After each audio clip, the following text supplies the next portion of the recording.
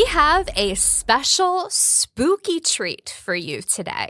Joining me to put a little context around today's episode, our content library guru, Jeff Snyder.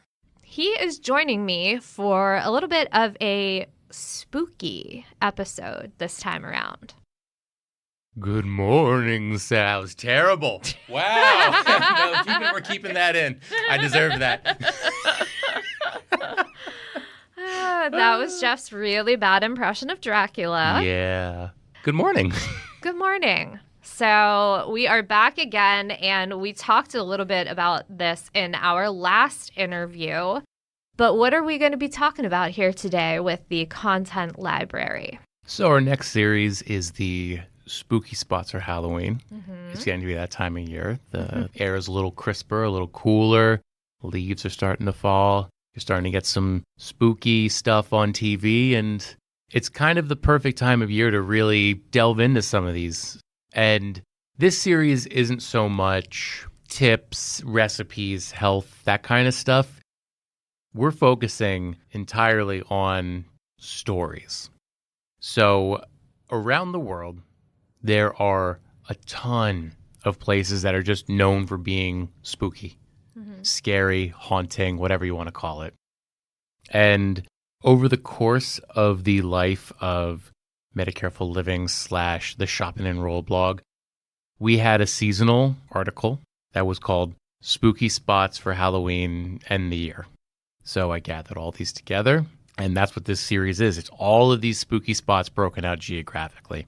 So let's say you live in the Mid-Atlantic region. Well, we have a packet for that. Or New England, or the Old South, or the West, or let's say you want to hear some international ghost stories.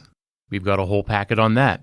And these are just some of the best, because, every country has a ton, but these ones I really enjoy. Alrighty. So what we're basically doing is delving into the content in a little bit of a different way this time around, rather than just talk about this back and forth and kind of give you guys the link to be able to download your own versions of these stories to share. We thought we would have a little bit of fun with this episode. Ooh, that was better. So what we're going to do is we are going to give you a little gift this time of year, a Halloween gift. It is a treat, not a trick. And it's basically a spooky retelling of these stories from these different places. So you can kind of feel like you are in those locations, experiencing what has happened or what has been told about those places in person. So, Jeff, why don't you start out with which spot did you pick and why did you pick it? So I was really torn. I couldn't decide between Greyfriars Kirkyard in Edinburgh or Leap Castle in Ireland. And I ended up going with Greyfriars Kirkyard because Leap Castle, I was just reading it, it is a creepy story, but it's easier to zero in on this podcast on two instances in Greyfriars Kirkyard than the more spread out hauntings of Leap Castle.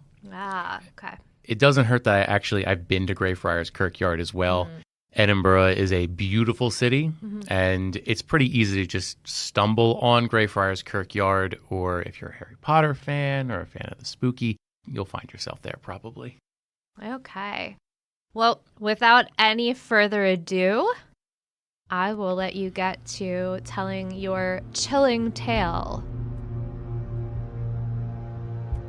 If you're a fan of Harry Potter visiting Edinburgh, you'll eventually find yourself in Greyfriars Kirkyard. Several gravestones will have surprisingly familiar names, like McGonagall, Black, Potter, and even Thomas Riddle. As you wander the graveyard, hunting down these names, you can't help but feel the age of the place. You squint at the faded, mossy, time-blackened graves, showing every day of the 400 years since the kirkyard was opened. Scanning the graves, your attention is drawn to the far side of the church. A large, dark mausoleum with pitch black doors. You feel a heaviness in your chest as your vision tunnels on the small windows in the door and a shifting shadow in the gloom behind it. What is that? Your focus is broken by playful barking. You look around for the friendly dog, but you're alone. Strange, you think. That sounded right next to me. That's when a shaggy Skye Terrier proudly trots out from behind a grave. It looks at you expectantly, before barking and running off, pausing only briefly to look back. Are you going to play? It seems to say. Not one to disappoint a dog, you follow. The little guy must know the grounds well, because you immediately lose him in the gravestones. You occasionally see him before losing him again, instead following his happy barking. That is, until you reach a small tombstone between a pair of bench-like graves and a smaller faded marker. The barking is right there, but no dog. Your furry friend must be behind the gravestone. So, you step up, prepared for a little hide and seek, when your breath catches in your throat. You can hear the dog, but there's no dog to be seen. You step back, looking over the gravestone in front of you. John Gray, died 1858. Auld Jock, Master of Greyfriars Bobby. You read. You quickly move away, walking up the pathway toward one of the entrances. There, you see the dog, only now, he's a statue on a small stone pedestal, with a small plaque reading, Greyfriars Bobby. In front of it is a small grave that reads, Greyfriars Bobby, died 14th January 1872, age 16 years. Let his loyalty and devotion be a lesson to us all. Before it is the biggest pile of sticks and flowers you've ever seen. Pulling out your phone, you learn the tale of Jock and Bobby. John Gray was a watchman who would take Bobby on his rounds. When John died in 1858, Bobby began keeping vigil over his grave in the kirkyard. He did this for 14 years through the rain and the snow, never leaving his master's grave for long, until he passed away at the ripe old age of 16. You find yourself smiling, looking down at the pile of gifts left by the visitors for this loyal pooch. But standing there, you feel a familiar draw, the same pull towards the dark mausoleum now oh so close to you. With a little more research, you identify the unmarked mausoleum as that of George Bloody Mackenzie. He earned his nickname by prosecuting the Covenanters, a religious and political movement he helped brutally stamp out in the 1600s. Over 1,000 prisoners were imprisoned, tortured, and killed. Many held in the small gated courtyard just past his mausoleum, now called the Covenanters' Prison. After his death, he was interred in his stately mausoleum, aptly called the Black Mausoleum. Following the pole, you approach the mausoleum as the sun begins to drop below the horizon. Your vision once again tunnels as you near it, as though the building devours the light around it. You approach those large, foreboding black doors, placing a hand just under the grated windows as a sickening chill runs down your spine. Has it always been this cold? You begin to hear loud bang deep within the mausoleum. Or is that just your heart beating?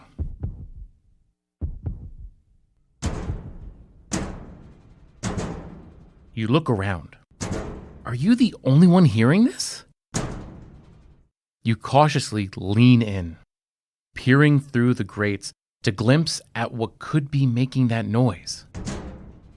As your eye follows the sole beam of light passing through the window, you see a shadow shift inside.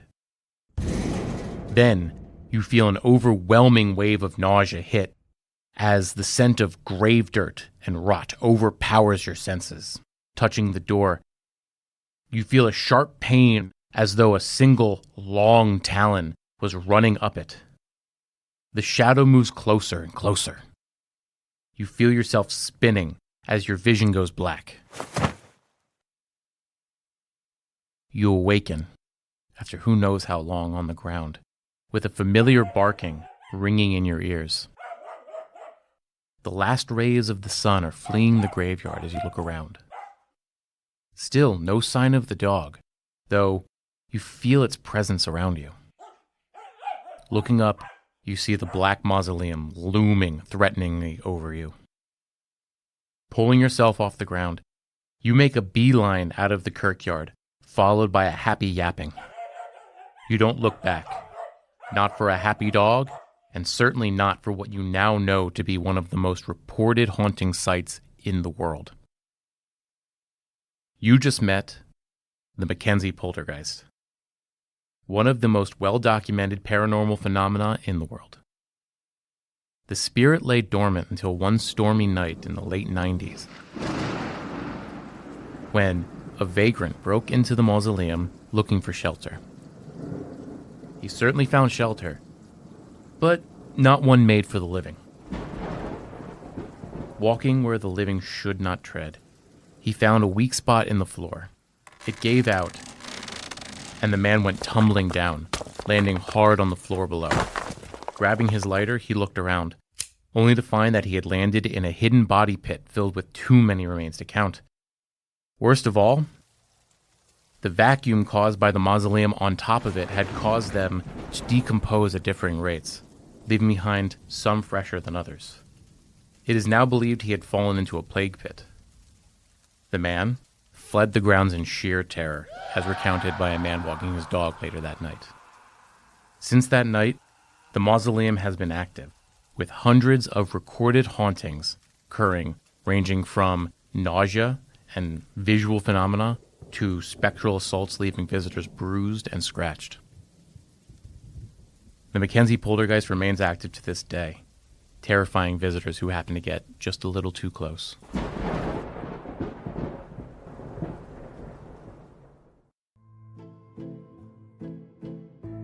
I am Michaela Wetzel, and I am the marketing assistant on the project management team here in the marketing department. And which story did you choose to tell us about today?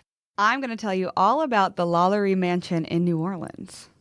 And why a spooky story from New Orleans? New Orleans is one of the spookiest places in, I think, the entire United States all year round. And personally, I'm a huge American Horror Story fan.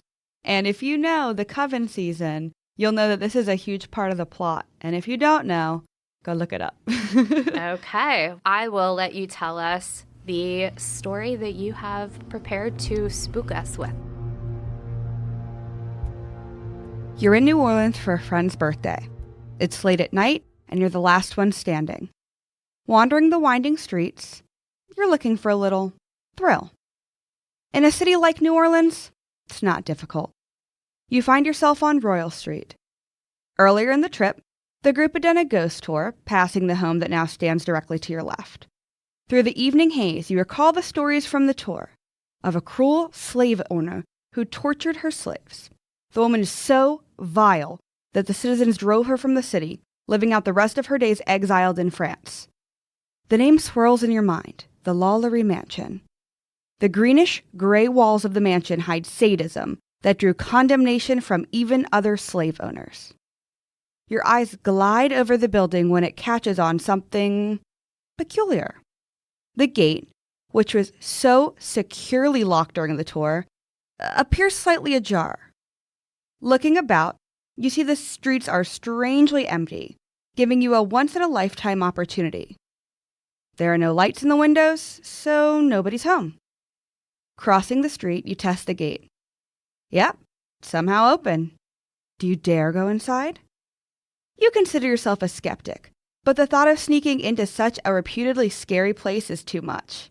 Besides, you were looking for a thrill tonight, right? You cautiously, quietly test the majestic front door and are shocked to find it swing open invitingly. You take a deep breath and step through the threshold. You ease the door closed behind you, and you take your first look around inside the Lalaurie mansion. It's pitch black and utterly silent, only disturbed by lamplight and the occasional car sound from the street. You're in a world of your own. Each tiptoe feels like a hammerfall, shattering the silence, but so far, all signs point to you being the only living thing in the house. Maybe the owner doesn't live here all the time? You sneak down the tilted hallway, poking your head in each room. So, this is how the other half lives. Each room is lushly decorated, whether the floors are a beautiful tile or a rich, dark hardwood. The rooms were clearly decorated by someone with high-end taste, as no expense was spared, with thick velvet or fabric curtains and decadent furniture. That's when it hits you. The odor's sickening, rotting stench that assaults your nostrils. Are you by the kitchen? The owner must have left something out before they left. This is worse than smelly garbage. The scent is somewhere between decayed meat and charcoal. It takes all your focus to stop yourself from heaving. Perhaps that's why you don't pay any mind to the shadows gliding in the deep gloom behind you. The smell fades as you regain your composure, long enough to hear something unusual. Is that something heavy dragging on the floor? You hold your breath, afraid someone's home. But the sound shifts. The dragging turns into rattling, metal on metal. The stories of the ghost tour swirl in your head. Chains? Are those chains from the slaves? You're about to flee when you see the curtains moving and your skeptical mind kicks back in. You laugh to yourself. It was just the air conditioning working overtime to keep the house cool. After a few deep breaths, you press up on the stairs. The silent, darkened second floor greets you. You explore the floor casually, more confident you're alone now. That is, until you hear loud footsteps running in the room beside you. Not just one, several, as though someone is being chased. You suck in your breath, the shadowed room your only protection from being caught. But nothing happens. No other noises. Your skeptical mind speaks up again, a little quieter this time. It must have been the house settling. It's an old building. Or the echoes of your own footsteps. You slide over to the room you heard the footsteps in, but it's empty. You sigh, relieved. But your sigh isn't alone. You hear another breath behind you. Stifling a scream, you spin, only to find an empty hall. But you can hear whispers in the dark. You can't make out what's being said, but it's everywhere. The voices are quiet, but you can hear the terror hidden in the whispers. They grow louder, shifting into moans of pain and anguish. You smell the rotting stench from before as your face grows hot, as though it was being licked by flames. The groans escalate into a loud, piercing scream.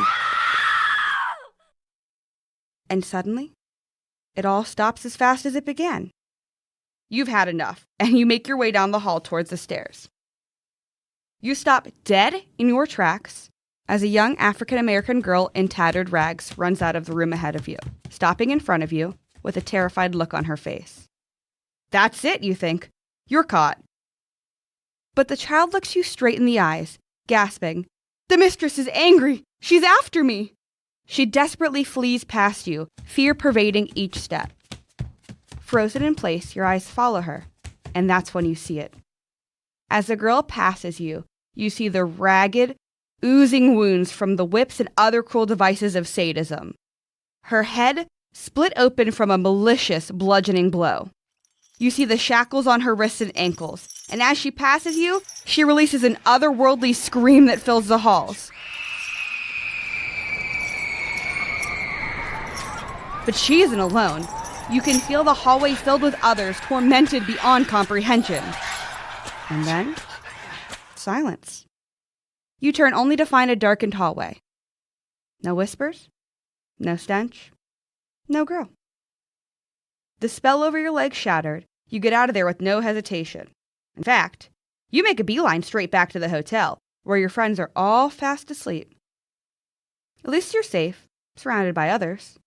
But in the creeping shadows of the hotel room, you can't help but think back to the second-floor hallway and that little girl's terrified, soul-rendering scream. At least you got that thrill you were hunting for, right? I am Alexis Alpino, and I am the marketing project manager here at Ritter. My name is Miranda Gates, and I am the marketing project lead here at Ritter. Can you tell us why you chose your particular story that you're going to share with us today? I think we really wanted to focus on something on the West Coast since we're based out of the East Coast, just to make sure that we do have stories from kind of all over the US. I also have never heard of the Winchester Mystery House before, so it was exciting to kind of dive in and learn a little bit about it. Okay. Yeah, I can't say that I have heard of it either. And I'm excited to hear this spooky story. So, Alexis, Miranda, take it away. The Winchester Mystery House. In present-day San Jose, California, 3 girls entered the grand courtyard of the famous Winchester Mystery House. Ren, Opal, and Kaya had waited all year for this.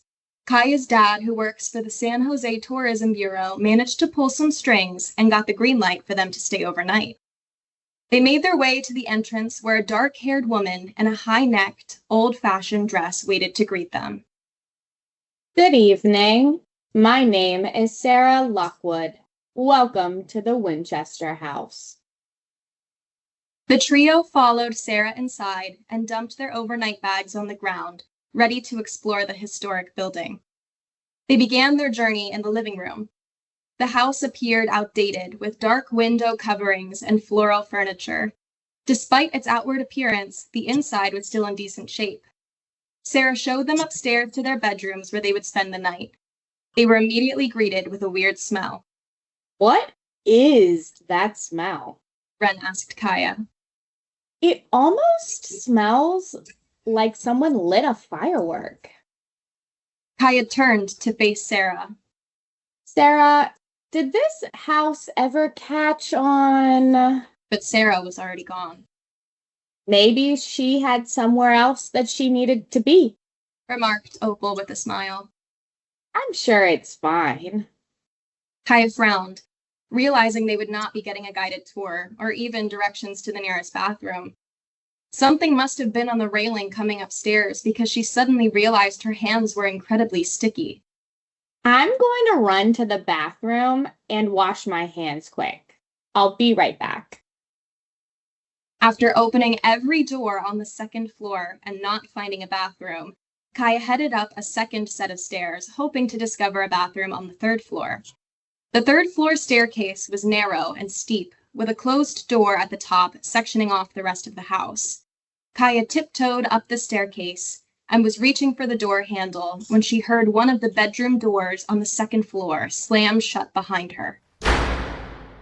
She whipped around, expecting to see Opal or Ren, but the hallway was empty. Kaya took a deep breath and steeled herself. Kaya, you're being dramatic. Just go find the bathroom, she whispered to herself. Turning back around, she noticed the door to the third floor now open. Kaya quickly washed her hands, then headed back to the second floor to meet up with Ren and Opal. Did you guys hear that door slam? Kaya asked her friends when she got back to the bedroom. Yeah. Did you hear all the cabinets in the kitchen slam shut? Opal responded quickly. The group looked at each other, waiting for an explanation. It's probably just Sarah, Ren offered. Maybe she's making us a specific meal to the time period, you know, like a dinner to go with the theme of the house. They all agreed to head to the kitchen as a group to investigate the noises and find their host. When they opened the bedroom door to leave, they noticed that the second floor layout was completely different. There were doors everywhere. They frantically began to pull at the door handles and noticed that each led to a different staircase. Sarah? Opal cried out into the hallway. Are you there? A gut-wrenching scream sounded from upstairs, followed by the ringing of several gunshots from the floor below. We have to check upstairs. Sarah might be hurt, announced Kaya as she headed toward one of the doors. Are you sure that's a good idea? Protested Opal. Do you just want to sit here, Opal? At least if we find Sarah, she can tell us how to leave the house. I can't remember the way back out, Kaya argued. I mean, it's probably just a recording meant to scare us and give us a good story, Ren assured them. I think it's this way to the 3rd floor with the bathroom, Kaya directed. Walking down the hallway, she noticed a handkerchief lying on the floor. As Kaya went to pick it up, a door opened beneath the girls and they fell several floors into the basement, landing on a dusty mattress. In the basement sat a single lit candle. Using the candle as light, Kaya began to search for a staircase to the 2nd floor, or any exit for that matter. Opal let out a muffled gasp as the girls heard 3 sets of footsteps above them on the main floor. The footsteps drew closer, instilling the trio with newfound fear as the footsteps paused right above their heads. We have to get out of here. I don't think this is a joke anymore, whispered Ren. The 3 girls moved as a team, searching the dark basement for a way out. They found and tried several staircases, all of which led to a dead end, another staircase, or circled back to the basement. The house seemed to have a mind of its own, constantly shifting its blueprint, an ever-changing labyrinth with no chance of escape. They became more frantic when the footsteps above them aligned with the same pace and path as their movements. They were being watched and followed.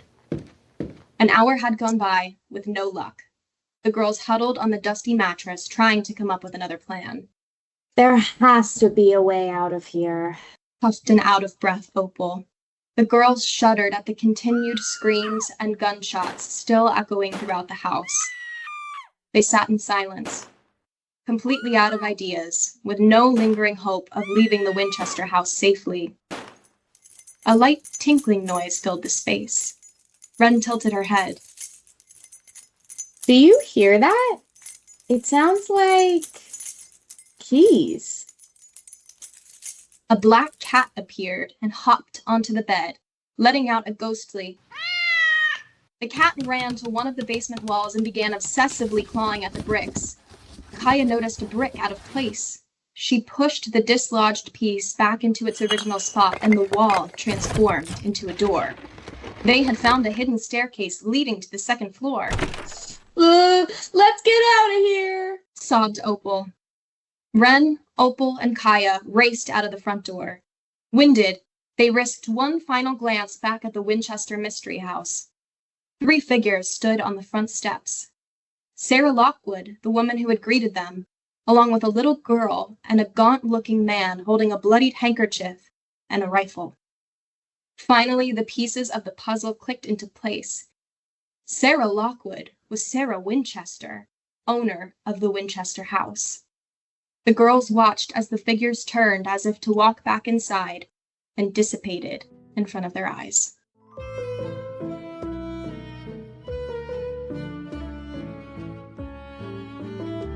My name is Ashley Toomey. I'm a copywriter here in the marketing department.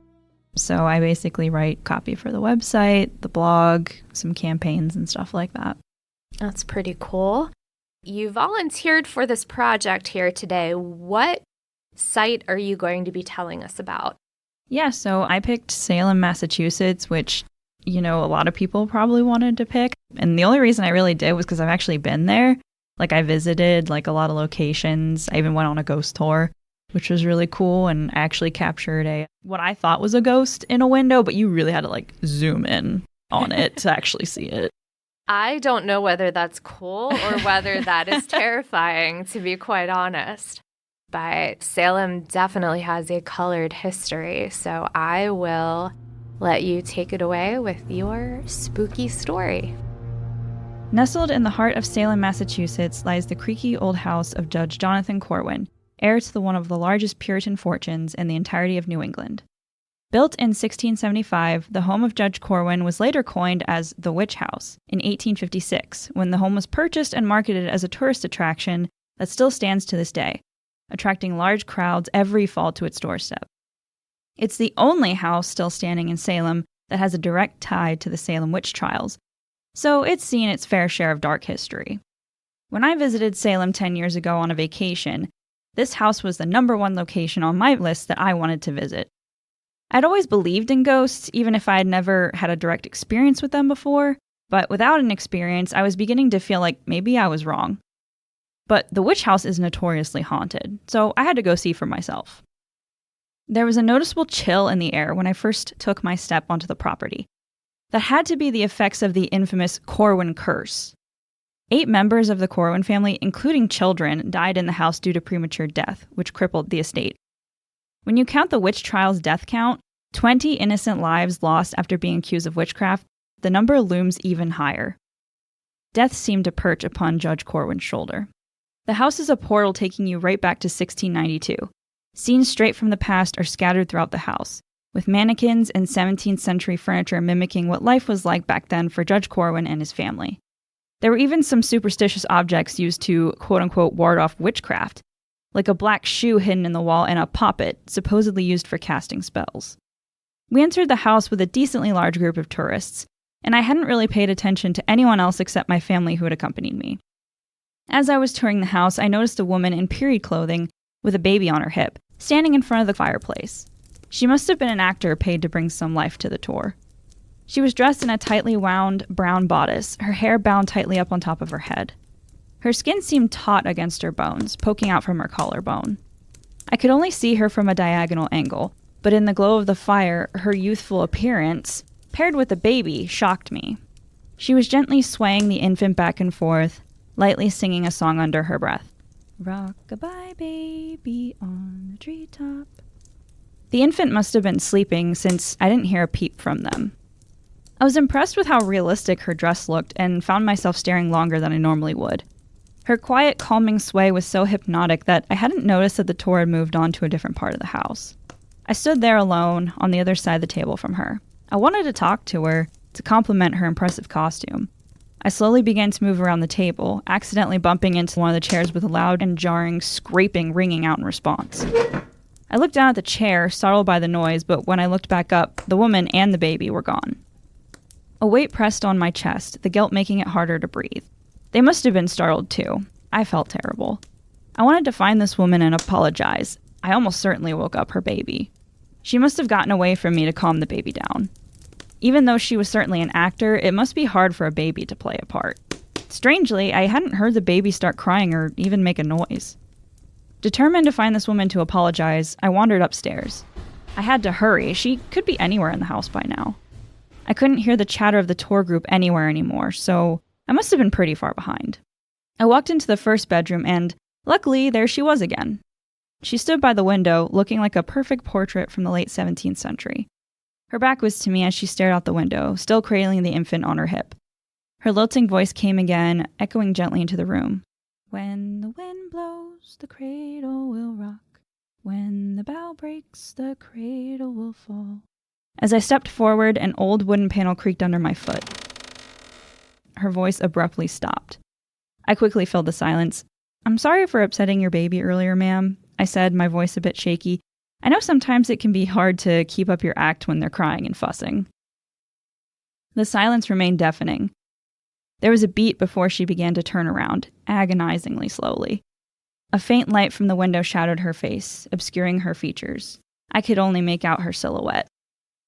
Her voice leaked out slowly and gently as she spoke, sorrow dripping achingly from her tone. She sounded like she was stifling back a sob as she wailed out, "Maggie does not cry anymore." My heart stopped, ice spreading throughout the veins of my body. I was paralyzed in place. She continued to stand there staring at me, the baby frozen on her hip. I realized I had never seen any movement or heard sound from the baby. Suddenly, the overhead lights went out, the flash blinding me for a moment. When my vision returned, the light through the window was the only dim illumination in the room. I was alone. The woman was gone again, but there were no footsteps from her leaving, just the oppressive dead silence after she had spoken. I didn't try to find the woman again. I later found my group and finished the tour. As I was walking towards the exit, a picture frame on the wall instantly caught my eye. My blood ran cold as I realized it was the woman I saw. The same baby on her hip, the same clothing, and the same everything. Only this time, she was joined by the rest of her family. The names under the frame simply read, Jonathan and Elizabeth Corwin with their children. My name is Tessa Swiger, and I am the email marketing specialist. And what story are you telling us today? I am telling you a story about Sleepy Hollow, New York. And why did you choose this particular story? I chose Sleepy Hollow, New York because my friend and I took a road trip one year up to Boston, and just so happens we saw the sign for Sleepy Hollow, and we thought, oh, we need a little break, so we're going to pop over and just check it out, and it was a lot of fun. We didn't explore too much, but we stopped at a restaurant and a few of the stores. So that was a lot of fun, and an ode to my dog because he played the Headless Horseman steed one year for Halloween, so. And that is a super cute photo. Have to say that. Thank you.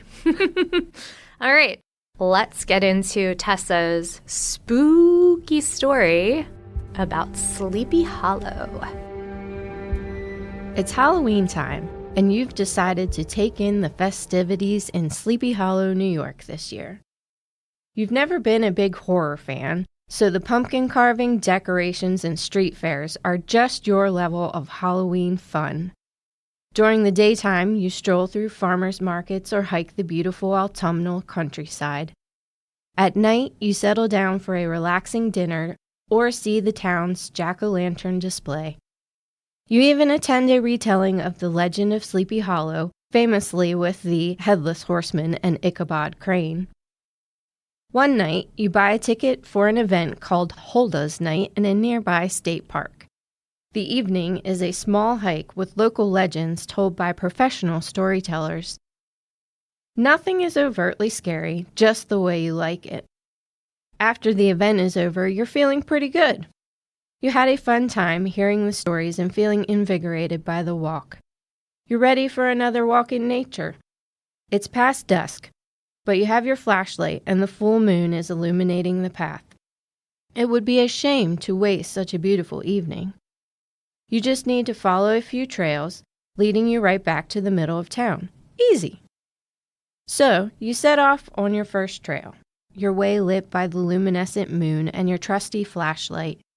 You know the area doesn't have any particularly dangerous animals, and you're sticking to established trails, so you're feeling fearless. You're having a lovely evening walk through the countryside, remembering the tales from that night. You realize, with a chuckle, you're having a very similar evening to Ichabod Crane in the story. You spent the evening listening to folk tales, and now you're walking through the countryside alone. The moment that word crosses your mind, the world around you shifts. Alone echoes in your head, and the shadows are suddenly deeper. The trees encroach a little closer. The moon, which had been a welcoming companion on your walk, suddenly shed a sinister gloom. Every snapped twig or rustled leaf, a warning of danger. You run through the list of local native wildlife from your research to calm down. Bufflehead duck, cedar waxwing, eastern chipmunk, common raccoon, American black bear. The American black bear? Your pace quickens as you dissect each sound that surrounds you. Crickets, an owl. Wait, did you just hear hoofbeats? You stop in your tracks, scanning the forest. Nothing. No movement at all. Well, that was either someone banging two halves of coconuts together or an invisible horse, you laugh. It's only a momentary reprieve. You can't shake that feeling that you're being watched. You continue following the path when your ears perk up again. Okay, the joking is over. That had to have been hooves. Your heart racing. You keep your head down and walk even faster, the gentle downward slope of the hill aiding your flight. The clapping follows your every step, as does your panic. As you reach the bottom of the hill, you turn. You stifle a scream as you stumble backwards. Standing at the top of the hill is a tall shadow on four legs. Atop it, another humanoid figure. Only this figure is missing a head. You spin, sprinting down the trail. You can hear the heavy, muffled footsteps following you. You try to catch glimpses over your shoulder, but you don't want to slow down. The pounding in your ears is all the evidence you need to know that the horseman is still following you. The forest glides past you for what feels like miles. You've never run this fast in your life. You can't keep doing this for much longer. You're in good shape, but you've been hiking all day. You can feel the cramp gathering in your muscles. You need a solution fast. Still, the hooves pound behind you. And then you spot it. In the pale moonlight, you see a stone bridge reaching over the Pocantico River. Wasn't that supposed to keep you safe in the story? The horseman can't cross the bridge, right? You scrambled over the bridge, reaching the other side just as your legs give out. Falling to the ground, you lay sprawled, gasping for air in sheer terror. You sit up just as the moon goes behind the clouds. In the darkness, you can see the shadow bounding closer, its eyes gleaming with hellfire.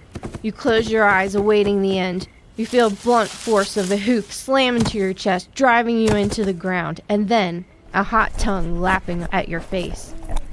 Your eyes shoot open to see a huge black dog before you, two paws pinning your body down as it viciously tries to lick you to death.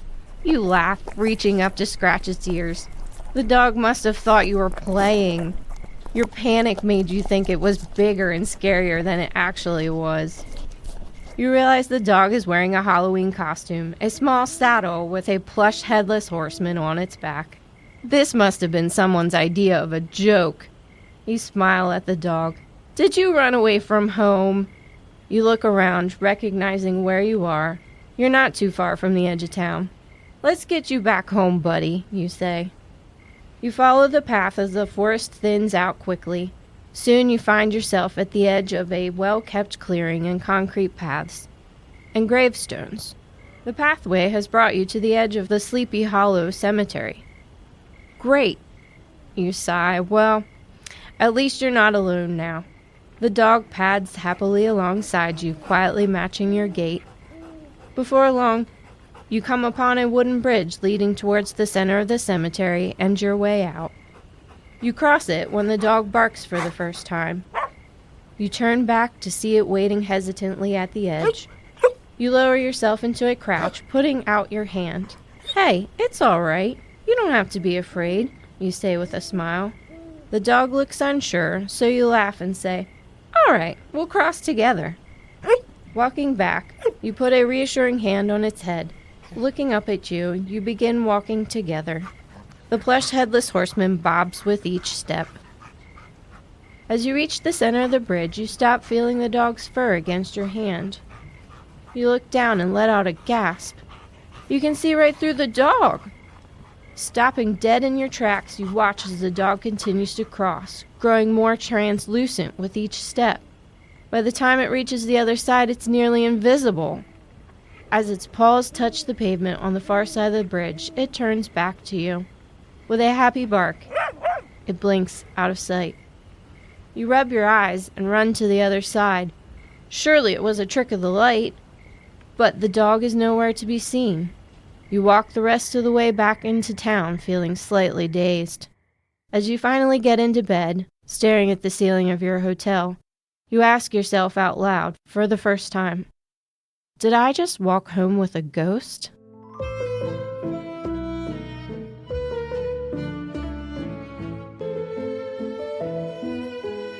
We hope you enjoyed this little treat just as much as we enjoyed creating it for you. The top spooky spots for Halloween can be found on the content library. So be sure to visit the episode notes for the links to check out even more spooky spots than what we mentioned here today. And with that, I hope you have a great weekend. Stay healthy, stay safe out there, and stay out of the back rooms. We'll see you next week. The stories you heard today are fictional representations of real-life spooky spots around the world.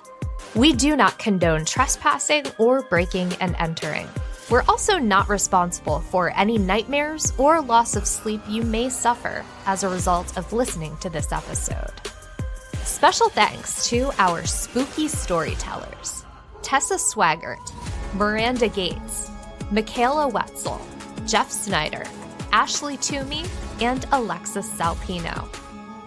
Jeff Snyder, Miranda Gates, Alexis Salpino, and Ashley Toomey wove the webs you just listened to. Our podcast design slays thanks to Urban Rivera. Artwork by the Goblin of Graphics, Nick Smith. Recording and spookification by me, Sarah Ruppel.